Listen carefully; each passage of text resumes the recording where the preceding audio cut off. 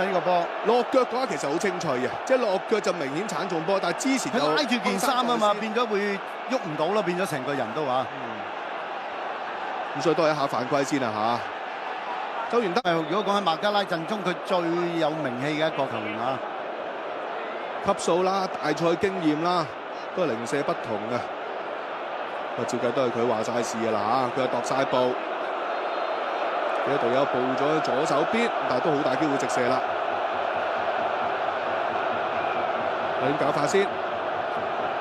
八號仔查祖利直接借埋去，過唔到人牆先啊嚇，頂翻走，輸翻個界外球，亦都換嚟咧主隊球迷一陣。呢個波就一定俾12碼㗎啦。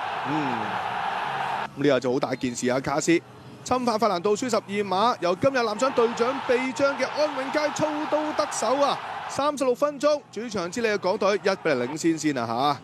亦都咧就安永佳人生第12個咧就大港腳嘅入球嚟嘅，相當 happy。如果單計呢一 round 啦，第3圈嘅亞洲區外圍賽就第1球波開齋波嚟嘅啫，都幾有信心啊！咁而孟加拉咧就打到最後嘅時間咧，有一個嘅叫做合作嘅埋門啦，最後咧港隊嘅球員能夠解圍到嘅，上半場香港隊領先1-0嘅。咁暫時咧就港隊領先嘅足夠人喺度嘅，小心㗎啦，吸翻轉頭右腳個波彎到埋去遠處位再 set 危險，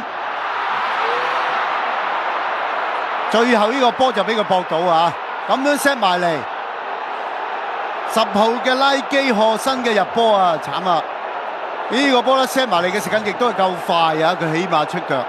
好啦，1-1重新嚟過啦嚇，拉基賀新嘅入球協助作嘅孟加拉追成1-1平手先。咁但係孟加拉球員就非常之興奮啦嚇，11個打10個之下，亦都把握到一次機會。其實成場拉基賀新黃金餐市又唔係太多。再睇多次啊！長傳轉向啦，空晒個波 set 埋嚟，配合到啊！佢係飆得好快，真㗎拉基賀新。咪先係法希馬左擺右擺，擺脫咗艾華頓，送長傳呢邊伊斯林 set 到埋嚟，然之後插埋去搶快一步先啊！拉基賀新呢個波都夠快嘅嚇 set 埋嚟。